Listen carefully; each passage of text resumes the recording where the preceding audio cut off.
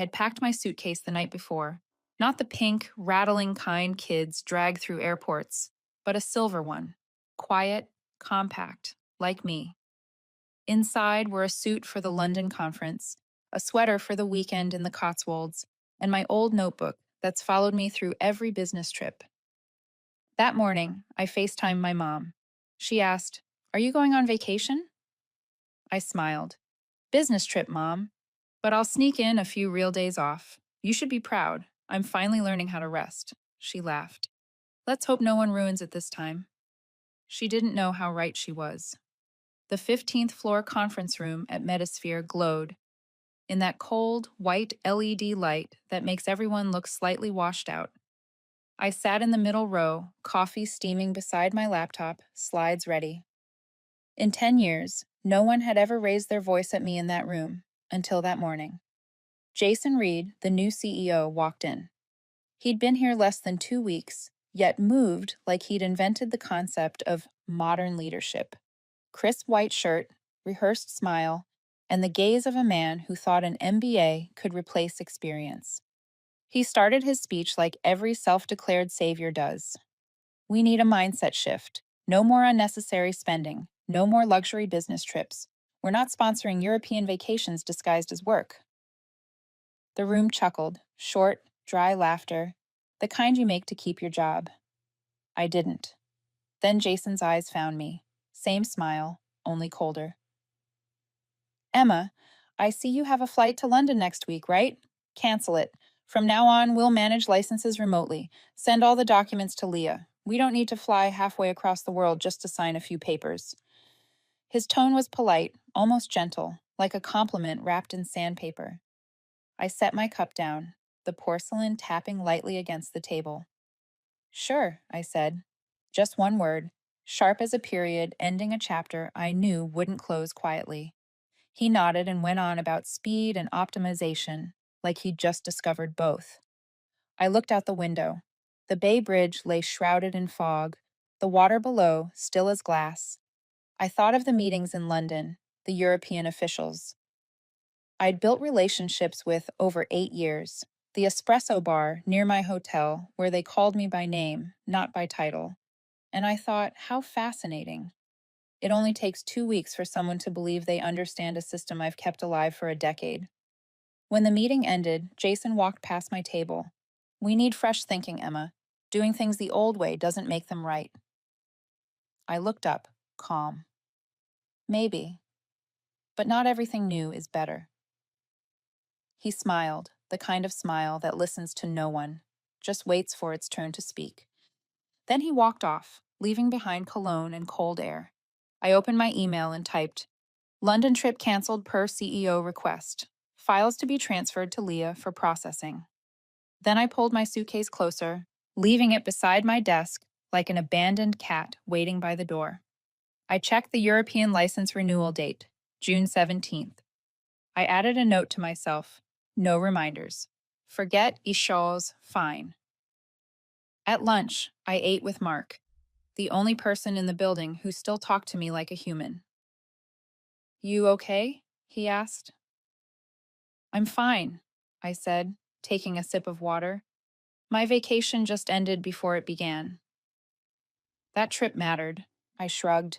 It mattered to me. To them, it was just a plane ticket. That afternoon, I handed access over to Leah, the new assistant. Bright, fast, and the same one who'd asked me last week if EU compliance was a makeup brand. I sent an email with instructions, contact lists, timelines, and templates. Final line, "Please confirm receipt and monitor submission deadlines." No reply. That night, I went home and placed the suitcase on my bed without opening it. The e-ticket still showed a reminder to check in early. I deleted it. My reflection in the screen looked calm. No anger, no sadness, just the steady eyes of someone who's weathered too many storms and knows that when the wind stops, that's when danger begins. I poured a glass of red wine, glanced at the suitcase, and said softly, "Fine." He canceled my flight, but he just booked himself a one-way ticket to trouble. I sat there, the glass in my hand, the lamplight spilling across the dark wooden table. The city hummed outside, steady, and indifferent, like time itself counting down. Silence can be louder than words sometimes. You know that feeling, don't you? That moment when you've just been dismissed, but instead of reacting, you simply observe. Watching someone tie the rope around their own neck, thinking it's a necktie. I know many of you have felt that too, when your work is brushed aside with a flick of the hand, when someone new walks in and acts like history began with them. I don't blame Jason. People like him always believe the map starts where they stand. I just smiled, because I knew what happens when they start walking without looking where they're going. If you've ever had a Jason in your life, you know exactly what I mean. Tell me where you're listening from. Maybe in your car on the drive home, or in your kitchen while making dinner. I want you to remember this feeling because it's coming back in ways you won't see coming. And if you love stories of quiet revenge, the kind that doesn't need shouting or slamming doors, just patience and timing, don't forget to subscribe. This story is only getting started. I went back to the office the next morning. Same coffee mug, same desk by the window overlooking Mission Street. But something was different. The air. That strange quiet that follows a storm, when everyone knows something has happened but no one dares to speak of it. On my way to my seat, I saw a new face. Leah Tran, Jason's young assistant. Early 20s, hair tied high, beige office dress, one hand on a laptop, the other holding a smoothie cup the size of a fire hydrant. The bright smile of someone who hadn't yet learned through failure. Jason introduced her during the morning huddle. This is Leah. She'll be assisting me directly and handling coordination for international filings. We're transitioning old processes to a new model, paperless, efficient, no unnecessary travel. When he said old processes, he looked right at me, like I was an outdated Excel file waiting to be uninstalled. I nodded, said nothing. When everyone left, I walked to Leah's desk. She was sorting shared folders, muttering under her breath as if memorizing vocabulary. I'm Emma, I said. I heard you'll be handling the EU filings. Leah turned, friendly but a little tense. Yes, the boss said you'd share the relevant materials. He mentioned everything's digital now. I smiled. Sure, I've got a few things you'll need, including some that aren't on the system yet. That afternoon, I drafted an email. Subject line: EU regulatory package for transition. I attached everything. Contact lists for European authorities, step-by-step filing instructions, annotated notes on deadlines, even the small unwritten rules I'd learned over 8 years. Finally, I added one line. Please confirm receipt and ensure deadlines are tracked. I stared at it for a few seconds, then added a period. Then another. A quiet way to say I wasn't waiting. No reply. The day moved slowly, as if the air itself was waiting. Jason passed by my desk several times, just enough to remind me that he could. He liked standing in hallways, speaking louder than necessary, making sure people looked up. From my corner, I worked in silence, sorting old folders, transferring permissions. I used to be the only one holding. By midweek, Mark, the head of engineering, stopped by. He set a coffee cup on my desk, half teasing, half concerned. I heard Jason told Leah to handle the EU renewals. Is that true? That's what I heard. That kid doesn't even know how to use the filing system, Emma. I smiled. Everyone learns eventually. He watched me, waiting for a reaction, but I just sipped my coffee. You're not worried? Worried? I looked up, voice calm as air. I'm just watching how fast they learn. That afternoon, Jason sent a company-wide email about a culture of innovation and agile thinking. At the bottom, it read, Legacy systems slow us down. Let's build something better. I saved a copy to a new folder I titled Archive Insurance, an old habit born from watching people dig their own holes. The next day, Leah finally replied with a short message. No punctuation, no sign-off. Thanks, I got it. I'll keep track. That was it. No questions, no confirmation, no awareness of the deadline. I stared at the screen, wondering how long until that I'll keep track turned into I thought Jason handled it. A week passed. Jason grew more confident in his reforms. He began holding quick morning stand-up meetings where everyone had to report progress in under 3 minutes. He talked about efficiency, cost optimization, and streamlined staffing. The words floated past me like soap bubbles, pretty, hollow, and gone the second they touched reality.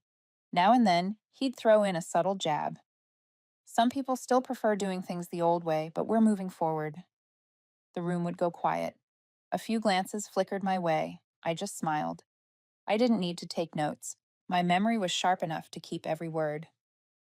Late Friday afternoon, Mark came by again. I'm guessing you're still saving everything? I save everything, I said. He nodded, lowering his voice. If anyone can keep this ship from sinking, it's probably you. I looked at him, the last light of the day glinting off my desk. I used to keep it afloat. Now they want to rebuild it. I'm just watching to see if it holds. I left the office after dark. The elevator mirrored my reflection, half in shadow, half in gold. In my bag, a small USB drive sat quietly, the complete backup of everything I'd transferred. No one knew I had it. No one asked. Sometimes silence is the best defense, and sometimes it's the first warning. The next month played out like a show I'd seen too many times. Jason turned the office into his own stage. He talked louder, walked faster, smiled wider, and every time he spoke, it became a sermon about innovation. At my age, you learn to tell the difference between confidence and showmanship. Jason was pure showmanship. People liked him, at least at first. He looked exactly like the kind of leader business magazines love to glorify: young, energetic, fluent in buzzwords that make investors nod. He hosted a vision day, invited the marketing team, handed out donuts, and called it a culture reboot. Cheap PR, but effective. And of course, in his talk, he couldn't resist bringing up outdated processes. We've relied on legacy models for too long, he declared, voice firm as if saving the economy. We need to move faster, learner. No more costly trips, no more paper stacks. Someone asked, what about the EU license renewals? Jason smiled, the kind of smile that makes you want to spill your coffee just to break it. Leah and I have streamlined the entire process. Now it only takes a few clicks. I sat in the back row, coffee in hand, listening like a paying audience member. He didn't say my name, but I could feel the look he threw my way, the look of a man convinced he's outdone his predecessor. That afternoon, in a smaller meeting room, I was asked to share insights. Jason stood at the whiteboard, marker in hand, and wrote, agility, in big capital letters. What we need is flexibility, he said, not rigid rules. I spoke softly, just enough for the room to hear. Flexibility doesn't replace accountability, Jason. He gave a tight smile. Maybe we just see things differently, Emma. I nodded. That's fine. As long as the system breaks, the person in charge is brave enough to admit it. No one said a word. My coffee cup made a small click against the table as I set it down. After the meeting, Mark waited for me in the hallway. You know he's not going to stop, right? I don't need him to stop, I said. I just need him to keep going, all the way. But I wasn't entirely indifferent. Beneath Jason's confidence, I started to notice the cracks.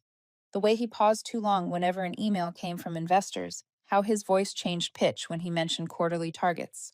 And then I overheard HR whisper that at his previous company, Jason had been forced out after a compliance project got suspended. Apparently, he still treated the word compliance like profanity. Maybe that's why he disliked me from day one. One Monday morning, I walked in to find my old process board removed from the wall. In its place hung a new poster, move fast or move out. I stood there watching it flutter slightly under the air vent. It looked more like a threat than a slogan. Jason appeared behind me. Looks more modern, doesn't it? I'm not sure, I said. But at least it's honest. He tilted his head. What do you mean? I have a feeling it'll turn out to be prophecy rather than branding. He laughed, a stiff little sound he mistook for confidence, and walked away. For a brief second, I almost felt sorry for him. Almost. After that, I spoke less in meetings. When he presented his process optimization plan, I just took notes. No comments, no corrections.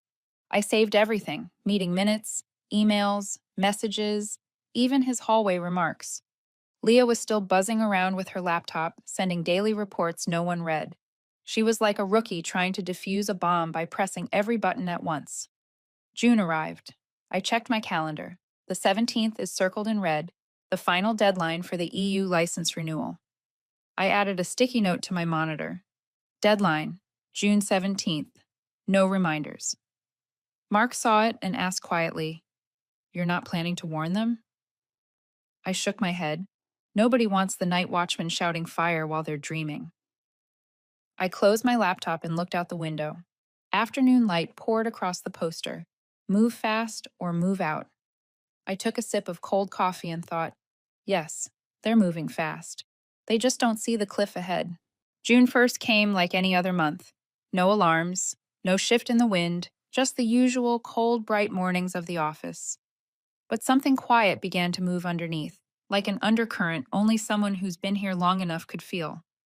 I noticed it when Leah started talking about her new project. She told Mark that Jason had approved automation of the European license renewal process. I overheard it as I passed by, just a casual comment, but it made me pause mid-step. Automation. Now that word had never belonged anywhere near German regulators. They liked paper, stamps, and wet signatures. In their world, automation was just a polite way to say, we skipped the important parts. I said nothing. I just opened my calendar. June 17th sat there, circled in red months ago. I added a new reminder on my phone, just for me. Countdown, 16 days. Jason was in his glory days. He'd been featured in the local business journal, talking about young leadership and startup thinking. He preached about cutting administrative waste and taking Metasphere global. At the office, he moved through rows of desks like a man fresh off a victory stage. Every time he said lean structure, I thought of those audit reports I used to finish at 3 in the morning, checking every line, every decimal, making sure we were legal down to the comma. Mark stopped by my desk, voice low. "Emma, I checked the license tracking system. Looks like Leah hasn't updated anything since mid-May." I asked, "Did she say why?" "She said she's waiting for a response from the regulator." I gave a small laugh. I guess they're still automating that response. That night, I stayed late. The office was empty, just the hum of the air vents filling the silence. I opened my old folders and backed up everything: contracts, compliance files, signed reports, even the email threads with Berlin. One copy for the company, one for me. Not because I didn't trust anyone, but because I learned how quickly people forget to thank the one who saved them the first time, and how easily they blame that same person the second. The next morning, Jason called a quick meeting. He walked in beaming. "Good news. We just saved over $8,000 by canceling that London trip. That's real productivity, people." The room laughed, a dull plastic kind of laugh, like chairs scraping the floor. I just looked at him, said nothing. I knew what that $8,000 would really cost. It just hadn't shown up on his balance sheet yet. June 14th, an internal email went out from finance. Update on EU license renewal progress.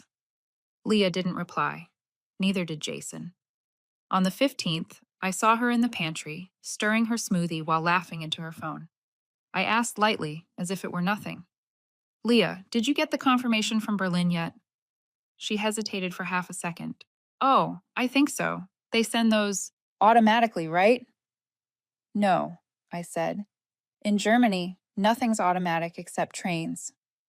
That night, my inbox was empty. No messages, no alerts, and it didn't matter. I knew what was coming, and I knew I shouldn't, stop it. Jason had ordered all direct compliance intervention to cease. He wanted control. He was about to have it. At 3:42 a.m. on June 17th, I woke up, not from worry, just habit. I opened my laptop, checked the old compliance folder. Minutes later, a new email popped up in the corner of my screen, from a familiar address. Bundesaufsichtsamt für Medizinprodukt. Licensing renewal reminder. Subject line, action required by June 17th. Immediate response needed. My name was still CC'd, a ghost of when I used to be responsible.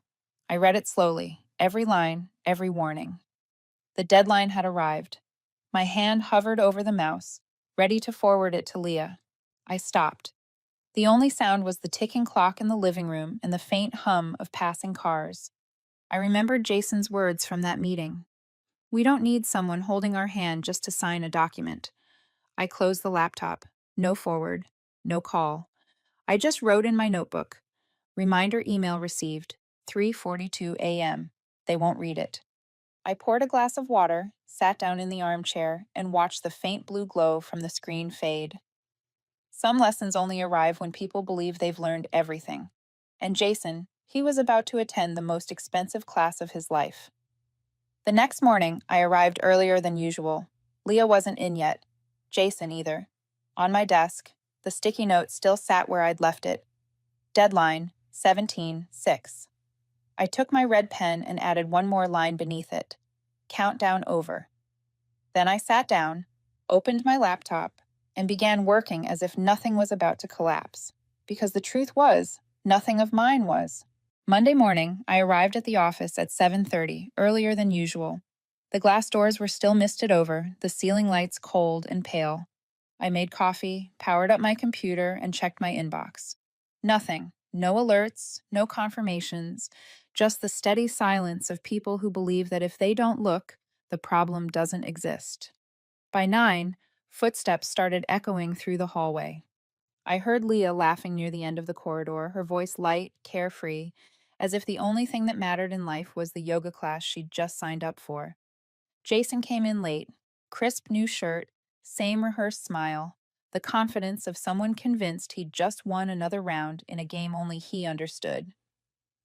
Around 11, the Slack notification chimed. A message from the Berlin office. 4 words. License portal locked. I read it again, slowly to make sure I hadn't misread. At the same moment, the phone rang on the next desk. Mark answered. His sentences came out short and broken, separated by long pauses. Then he looked at me, the look of someone who's just seen smoke behind an old wooden wall. Emma, he said quietly. They're locked out. The entire EU system. I didn't answer. I just nodded and took a sip of coffee. It was cold and bitter. I thought of the email from 3:42 a.m., the line that said, action required by June 17th. No one read it. No one acted. And now, everything was unfolding exactly as I expected. At 11:10, Jason appeared in the doorway, phone pressed to his ear. It's probably a system glitch, he said, voice tight, but still pretending calm. Call a T. Maybe two-factor authentication's acting up. He hung up, looked around. Has anyone spoken to Berlin yet? Yeah, Mark said. Not a tech issue. They said the license expired. Access has been revoked. Jason gave a short, nervous laugh. No way. I'm sure Leah submitted it last week. Leah blinked fast, confused. I thought it updated automatically. I checked, but maybe... No, maybes, Jason snapped, louder now. We have systems in place so this doesn't happen. I set my cup down, the click loud and clean. Systems, I said. Still need someone who knows how to use them. The room went silent. Jason stared at me, the smile gone. He started to speak, but didn't. Maybe he realized there was no sarcasm in my voice, just a truth he didn't want to hear. By noon, messages from Europe started pouring in. Client access blocked. Patient data restricted. Shipment held at port. Estimated loss, $100,000 day. That number flashed across the screen like a giant exclamation mark. Jason started pacing, talking too fast, and throwing blame in every direction. Leah looked like she might cry. I just sat still, fingers around my mug, listening to the spoon clink softly against the porcelain like a clock ticking toward impact. At 2, Jason called an emergency meeting. Everyone, packed into the room, air thick enough to choke on. He started, still trying to sound in control. This is just a small administrative error. We'll have it fixed by the end of the day. Mark asked, have you spoken with the regulator in Germany yet? Jason hesitated. I'm waiting for Leah's update. Leah's voice trembled. They they said they're out for the weekend, boss. They'll process it early next week. I looked up. It's Monday, Leah. She blinked, lost. Jason slammed his hand on the table. Fine, I'll call them myself. He stormed out, the door hitting the wall behind him. Mark turned to me. You're not going to do anything? Me? I smiled. Nothing. I was removed from the process, remember? At 2:30, a new message came from Berlin to the shared inbox. Due to non-renewal, your operating license has been suspended effective June 20th. The next line, small and sharp, daily fine, $100,000. Jason came back, pale, tie crooked. They said they'll review it. Might take a few days. A few days, I repeated. $100,000 a day. Sounds like a Santorini vacation, but pricier. Mark let out a quiet laugh, then stopped when Jason shot him a glare. By late afternoon, the office was in chaos. Emails, phones, Slack, all going off at once. Finance was calculating losses, and PR was calling from Munich. In the corner, Leah sat hunched over, hands clenched tight. I didn't hate her. She just believed in a system built by a man too arrogant to read the manual. At 5, Jason came to my desk, voice low and measured. You knew this was coming, didn't you? I met his eyes. I did. And I also knew you wouldn't listen if I told you. He exhaled hard, holding his temper. I need you to help me fix this. I shrugged. I don't have access anymore, Jason. Your assistant does. He stood there for a few seconds, then walked away. When most of the office had cleared out, I stayed behind, staring at the final message on my screen. System access denied. License expired. I wasn't happy or sad, just hollow. The kind of emptiness that comes when you see the wheel slowing down, knowing it'll crash soon, but you stay still anyway. Outside, San Francisco was turning gold with sunset, the light spilling across the glass. I shut down my computer, tidied my desk, and locked the drawer. Inside, the small USB still sat where I'd left it, tape unpeeled. I touched it once, lightly, like patting the shoulder of a fool who'd just sobered up. Tomorrow, I knew, would be worse. But tonight, I just wanted quiet. I left the lights on behind me, and as I walked down the empty hallway, I could have sworn I heard something crack, like a glass about to split, the fracture still invisible to the eye. The next morning, I arrived at the office earlier than usual. Not out of duty, but out of something harder to name, an instinct. The kind that makes you stand still when you know a storm is about to break, just to watch the first flash of lightning. The glass doors still carried a mist of dew, the wooden floor still cold. I made coffee, sat at my desk, and powered on my computer. The inbox was empty. No alerts, no confirmations. Just the long, steady silence of people who believe that if they don't look, the problem doesn't exist. At 10 to 8, the first message came in from Berlin. License portal locked. Cannot access compliance dashboard. 5 minutes later, another from Warsaw. All EU accounts suspended. Client access denied. I read every word, took a sip of coffee, and felt the bitterness spread across my tongue, the kind that comes when you saw it coming, but it still stings. I set my cup down and listened as the office began to stir. Someone asked Leah what was happening. She gave a nervous smile. Probably just a glitch. Then Jason walked in, white shirt, tie slightly askew, wearing that same confident smile that now looked more like a mask than an expression. His voice rose sharp and quick. Can someone explain why our European systems are down? Mark spoke calmly, as always. Not a glitch, Jason. Legal issue. The license expired on the 17th. Jason froze. That's impossible. Leah filed the renewal. Leah swallowed hard.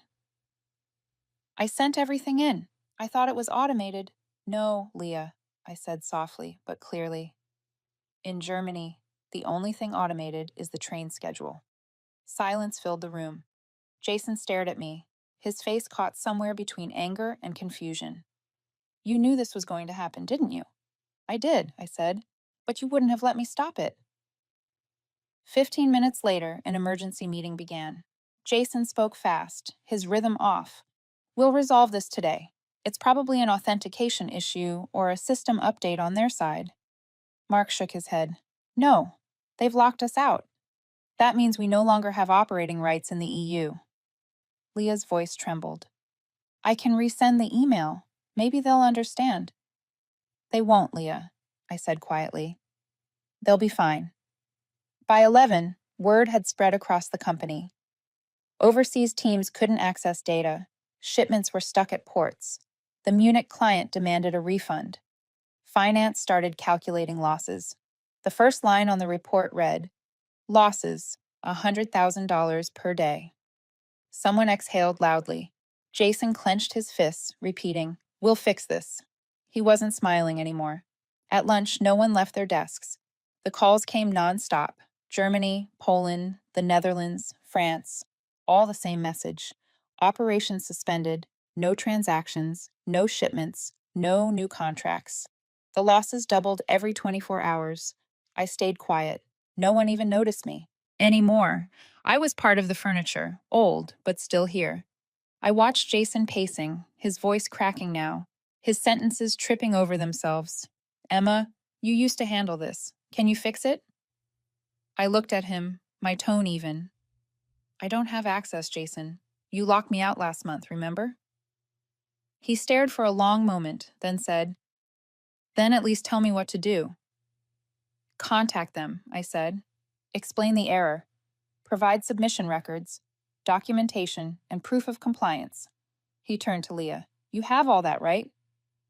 She went still. The silence stretched thin. I think so, somewhere in Google Drive. No one spoke after that.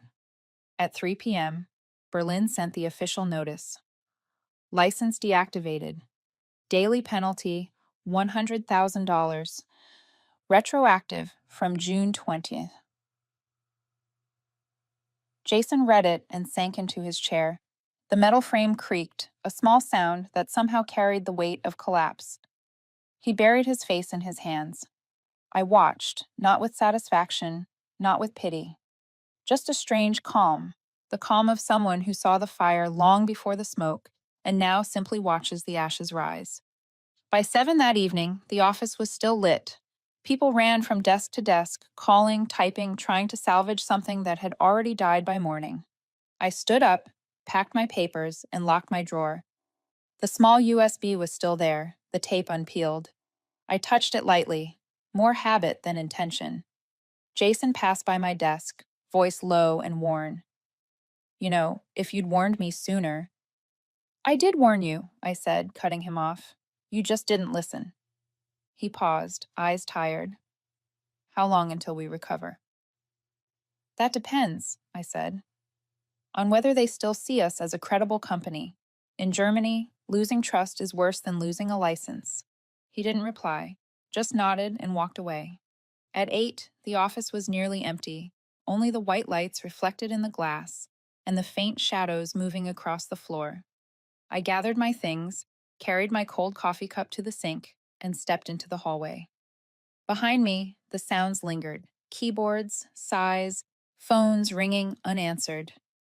And beneath all of it, I heard something else, the quiet, splintering sound that only experience can recognize. The sound of a system cracking. Not a dramatic collapse, just the quiet honesty of truth finally being heard. I pressed the elevator button. When the doors opened, the light on the steel walls caught my reflection. Calm, tired, but steady. The look of someone who knows the storm has arrived and is standing exactly where she needs to be. Tomorrow, I thought, won't just be about consequences. It'll be the next chapter, the one where people finally face what they built. The next morning, I didn't need an alarm. I woke before dawn, as if my body already knew something big was about to happen. I brewed a cup of black coffee and sat by the window. watching the fog sink over the city. In my mind, Jason's words from yesterday replayed: empty promises, shallow breath, and the kind of false calm that comes before a storm. I knew he wouldn't escape the one he'd created himself. When I arrived at the office, the air was thick, heavy, like a hospital waiting room. Everyone spoke softly, moved fast, eyes glued to screens. On the internal bulletin board, a new message appeared: emergency board meeting, 10 a.m. Attendance required. No explanation. None needed. Jason showed up late. His shirt was wrinkled. His hair was uneven. Eyes were unfocused.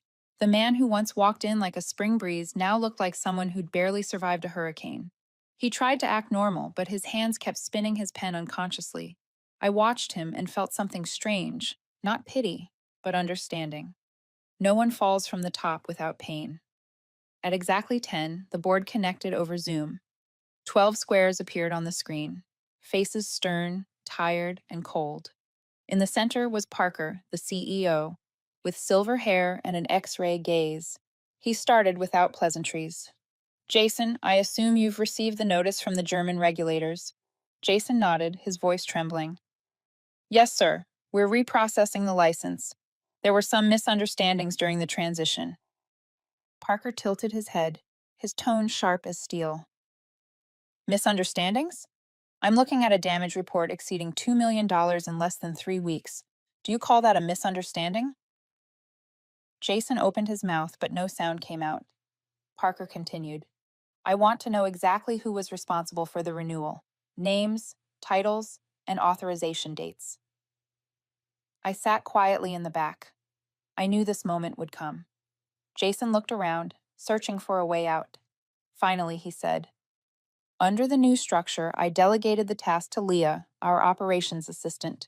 She was following Emma's. No, I interrupted, my voice calm but clear enough for everyone to hear. You didn't delegate it to Leah. You stripped my department of authority, revoked our access, and sent an email confirming I was no longer involved. I still have the copy. I opened my laptop and turned the screen toward them. On it was the email from 3 months ago. Subject line: new delegation structure, effective immediately. At the bottom, Jason's digital signature, undeniable. I scrolled further down to the note he'd written himself. All in international compliance, matters to be handled by the assistant team moving forward. The room went silent. Mark, across the table, gave me a slight nod. Parker leaned back, arms crossed. Jason, do you confirm this is your signature? Jason swallowed hard. Yes, but No, but Parker cut him off, his voice dropping low.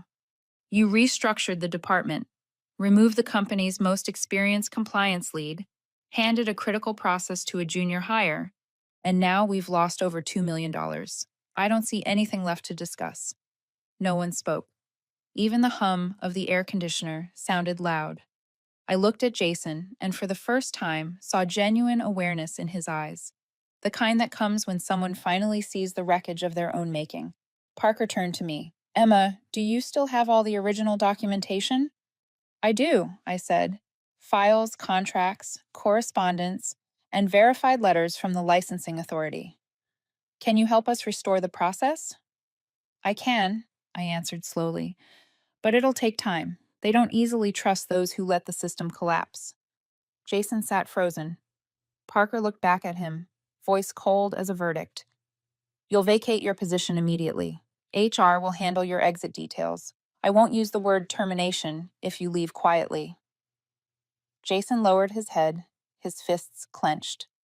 I could see him trembling, not in anger, but in defeat. When the meeting ended, he stood and walked out without looking at anyone. The soft click of the door felt like the final period at the end of a long illusion. Afterward, Parker turned to me. The company owes you an apology, and perhaps a higher title. I smiled faintly. That won't be necessary, Mr. Parker. I did what was right, not for a title.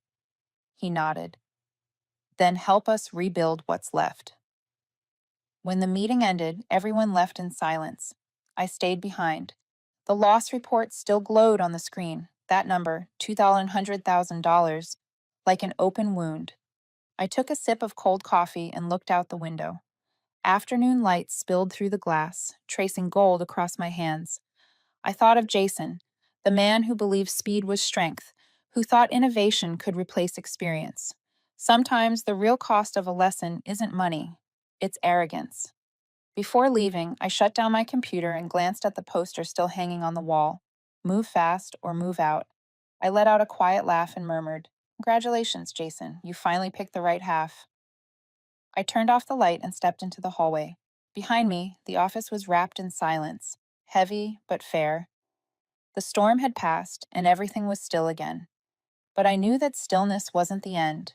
It was the beginning of another chapter, the one about consequence and rebuilding, where people must relearn how to respect what they once dismissed. After that meeting, the office grew so quiet you could hear the air conditioner hiss through the ceiling. Jason vanished from the building as if he had never existed. His black leather chair was still there, slowly spinning, and his unwashed coffee mug sat on the desk, the only proof that a man who once thought he was the center of the universe had ever sat there. Parker called me into his office right after Jason left. He looked at me through his thin glasses, the way someone re examines an old painting and finally sees its real worth. "Emma," he said slowly, "we need to restore the license within 3 weeks. Can you do it?" "I will," I replied, "but I'll do it my way." He nodded, a faint smile crossing his face. For the first time in 6 months, I actually feel calm hearing someone say that. I returned to my desk and opened the small USB drive I'd once labeled with a strip of tape that read, "Insurance." Everything I'd ever saved was still there: documents, emails, contacts, schedules, even handwritten notes from my meetings with the German regulators years ago. 10 minutes later, the company's compliance system came back online, finally handled by someone who knew what they were doing. I sent the first email to Berlin. No pleading, no excuses. Just one clear line. Metasphere acknowledges the lapse. We take full responsibility. The restoration process was initiated under my direct supervision. Documentation attached. 3 hours later, they replied, "We appreciate your honesty. We will review." It wasn't a promise, but it was a door slightly open, and for me, that was enough. In the days that followed, I worked almost without rest. I made calls, joined video meetings, submitted forms, and cross checked every figure and signature. Parker allowed me to build my own support team, 4 people, including Mark. He grinned and said quietly, "Finally, we're working with someone who actually reads the regulations." I answered, "I don't need brilliant people, Mark. I need careful ones." By the second week, we received positive feedback. The temporary license was reinstated. European branches began to regain access, section by section. Each morning, logging into the system without seeing access denied felt like reclaiming a breath I'd been holding too long. But not everyone felt relieved. News of Jason's exit spread faster than any bug fix. Some people still pitied him, the kind of pity reserved for those who once believed in charming promises. I didn't blame them. In workplaces, people often trust those who speak well over those who work well. Parker met me on Friday afternoon. He placed a thick file in front of me, the title stamped across the top, Restoration Plan. "You just helped this company survive its worst crisis in history," he said. "I want you to lead global compliance. Report directly to me." I looked at him, thinking for a moment. "I don't need a title, Parker. I just want one condition. No one gets to optimize what I build again." He smiled. "Deal." When he left, I looked around the office, the desks, the coworkers who had endured months of quiet frustration. I realized then that sometimes revenge isn't about making someone fall. It's about standing taller after they do, steady and unbroken. That afternoon, I ran into Leah by the coffee machine. She stood there awkwardly, eyes uncertain. "Emma," she said softly, "I'm sorry. I didn't mean to mess things up." I looked at her, my voice gentle. "I know. Don't apologize to me, Leah. Just remember, if someone ever says, 'Don't worry, it's automated now,' that's when you should start worrying." She nodded, eyes glistening a little. I didn't hate her. Truly. She was just a reflection of who I used to be, The only difference was, I'd already learned the lessons she was just beginning to face. The following week, Berlin sent the official notice: full license restored, no further penalties. When I read those words, I didn't cheer, didn't smile in triumph. I just exhaled, slow and long. Parker sent a short thank you email. You saved us. I didn't reply. Not out of pride, but because sometimes silence carries more weight than praise. On the last day of the quarter, I was invited to the all hands meeting. Parker spoke about resilience, the value of experience, and leadership lessons. I stood in the back, unnoticed, but when he mentioned the strength of calm persistence, a few eyes turned toward me. After the meeting, I went back to my office to pack up the remaining documents from Jason's desk. Among the papers, I found his ceramic mug, the one with silver letters: Innovate or Evaporate. I picked it up, turned it once in my hand, then set it in the trash. No anger, no mockery, just something that no longer belonged.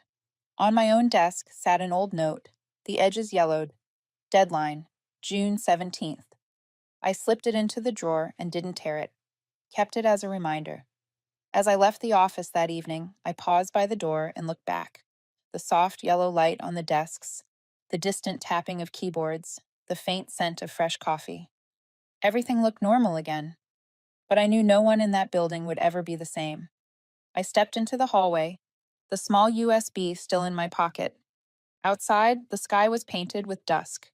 I stopped by the glass door, saw my reflection staring back. Not the face of a victor, but of a survivor. Someone who understood that real victory isn't making others pay. It's refusing to sink with them.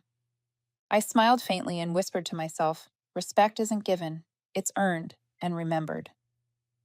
Then I walked away without looking back. A month after the license was restored, the office returned to its usual rhythm. People laughed again, sent emails, and joined endless meetings about new strategies. On the surface, Metasphere had stabilized.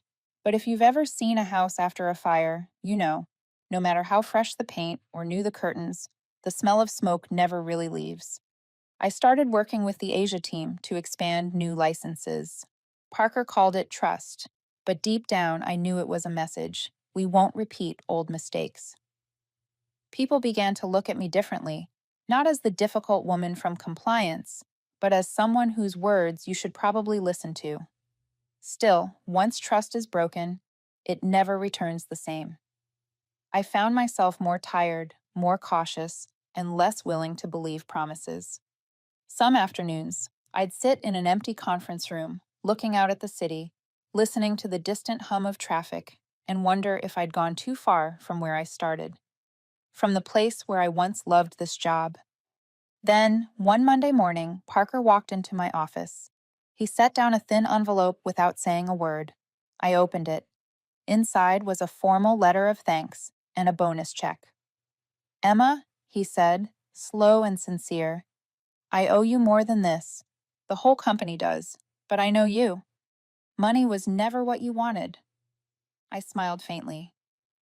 No, Parker, I just want to see things run the way they should.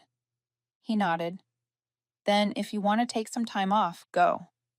You've earned it. I looked at the envelope, then back at him. Maybe I will. And this time, no one's canceling the trip. 3 days later, I sent my resignation email. No one was surprised. Parker replied with 3 words: You've earned it. Mark left a handwritten note on my desk. Don't let anyone make you write another deadline. I kept it, folded it neatly, and slipped it into my wallet. I packed my desk on my last afternoon. No farewell gathering. That was how I wanted it. I stacked the files, shut down the computer, and wiped the desk clean until there were no coffee rings left. When I opened the drawer, the USB was still there. I picked it up, looked at it for a while, then slipped it into my bag. Not to use, but to remind myself that sometimes what you keep isn't to protect others, but to remember that you were right. When I stepped outside, the late summer sunlight reflected off the glass, spilling gold across the pavement. I stood there for a moment, taking a deep breath. No feeling of victory, just a quiet sense of release. That afternoon, I went to the airport. A ticket to London, the trip I'd canceled months before. I brought no laptop, no files, only an empty notebook and a pair of comfortable shoes. When the attendant scanned my ticket, I smiled. 6 months ago, they called this a luxury compliance tour. Now it was a real vacation. On the plane, I sat by the window, watching the city shrink below me, its lights glowing like stars, falling in reverse. I thought of Jason. Word was he'd moved to Seattle to start a small venture. I didn't hate him. Maybe somewhere out there, he'd finally learned the lesson he never grasped here, that innovation matters, but respecting what already works is a kind of creativity too. As the plane climbed higher, I opened my notebook and wrote the first line. Day 1. No emails left to check. I smiled to myself. For the first time in years, no alerts, no warnings, no emergency meetings, just silence. And sometimes silence is the greatest reward we can give ourselves. When the plane landed at Heathrow, I didn't rush to leave. I looked outside, the sky pale gray, thin rain drifting sideways.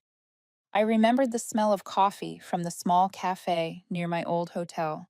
Maybe they'd still remember me. Maybe not. It didn't matter. I just wanted to walk without a badge, without the practiced face of professionalism. That evening, I sat at that same cafe by the window, espresso steaming in front of me. The owner, an older German woman with silver hair, recognized me. It's been a while, Emma, she said, her voice warm as ever. I smiled. Yes, this time not for work. She nodded. Good. Smart people need to do stupid things sometimes, like rest. I laughed. You might be wiser than all the CEOs I've worked with. Outside, the rain finally fell for real. I watched the blurred reflection in the wet glass. My face relaxed, unburdened. I took a sip of coffee, the bitterness spreading, soft and warm. I thought of the company, of Parker, of those who would stay and rebuild. I knew things would run smoothly again, not because of the systems, but because the people inside had learned to respect the invisible things: experience, patience, and the warnings they once ignored. That night, I walked along the Thames, the air damp with stone and smoke. I stopped in the middle of the bridge, watching the black water shimmer with city lights. I closed my eyes, letting the sound of the city wash over me, not deadlines or crises, but the steady pulse of a place finally at peace. When I opened my eyes, the rain had stopped. I reached into my pocket and pulled out Mark's note. The ink was smudged from the moisture. Don't let anyone make you write another deadline. I folded it back, tucked it into my notebook, and kept walking. This time, no one could cancel my trip. And if anyone ever asks what I did with my life after the storm, I'll just smile, take a sip of coffee, and say, I let my boss ruin my vacation and turned it into the best one I ever had.